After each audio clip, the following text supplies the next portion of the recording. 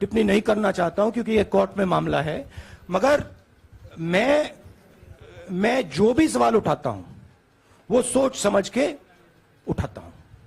हाँ जी, नीरज। राहुल जी, अभी कुछ ही दिन पहले लक्षद्वीप के सांसद मोहम्मद फैजल की सदस्यता गई थी और बाद में हाईकोर्ट ने स्टे कर दिया था। अभी उनकी मेंबरशिप रीइंस्टेट नहीं हुई है। देखिए, सुन लीजिए। हाँ। राहुल जी सुन लीजिए, अभी उनकी सदस्यता रीइंस्टेट नहीं है, लेकिन चुनाव आयोग ने चुनाव की घोषणा करने के बाद उसे रोक दिया था। अगर ऊपरी अदालत से आपको स्टे मिलता है तो आपको उम्मीद है कि लोकसभा स्पीकर भी आपकी सदस्यता को बहाल कर देंगे? मुझे उम्मीद में कोई इंटरेस्ट ही नहीं है। चाहे मुझे सदस्यता मिले ना मिले, मैं अपना काम करूंगा। अगर ये मुझे परमानेंटली डिस्क्वालीफाई कर दें तो भी मैं अपना काम करूंगा। अगर मुझे रीइंस्टेट कर दें तो भी मैं अपना काम करूंगा। मुझे कोई फर्क नहीं पड़ता मैं पार्लियामेंट के अंदर हूं या बाहर हूं, कहां हूं। मैंने आपसे कहा मुझे अपनी तपस्या करनी है, मैं उसको करके दिखाऊंगा। आपके लिए नहीं, अपने लिए। रवि, एक मिनट रमन। हाँ। एक मिनट रमन।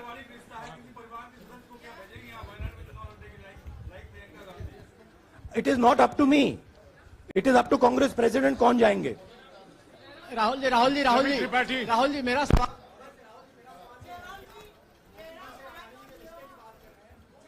आपके यहाँ बैठे हैं। हाँ। दोनों मुख्यमंत्रियों का भी अडानी जी से रिश्ता है, उनके साथ लेन देन का मामला, उसका कहा धंधे का मामला है।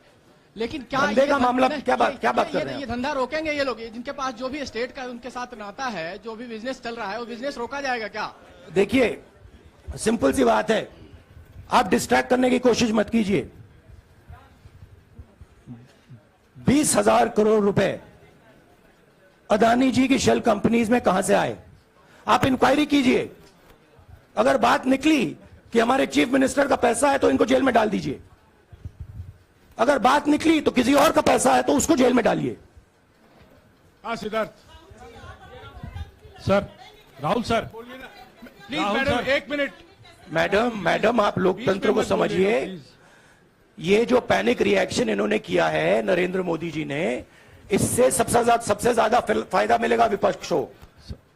ये इन्होंने हमें हथियार पकड़ा दिया है। ये आप बात समझिए। ये मोदी जी पैनिक में आ गए कि बात निकल जाएगी, ये 20,000 करोड़ रुपए किसके हैं, डर गए, घबरा गए। इन्होंने पूरा सीक्वेंस शुरू कर दिया।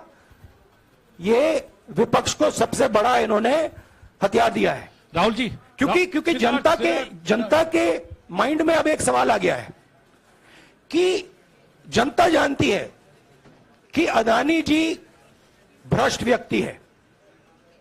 अब जनता के माइंड में यह सवाल उठा है कि इस भ्रष्ट व्यक्ति को हिंदुस्तान का प्रधानमंत्री क्यों बचा रहा है। यह मतलब अब सब कुछ बीजेपी के लोग, नरेंद्र मोदी जी सब कुछ इस व्यक्ति को बचाने के लिए क्यों कर रहे हैं। दूसरा सवाल, बीजेपी के लोगों ने कहा कि अदानी पर आक्रमण देश पर आक्रमण है। मतलब इनके माइंड में देश अदानी है और अदानी देश है। बात समझिए।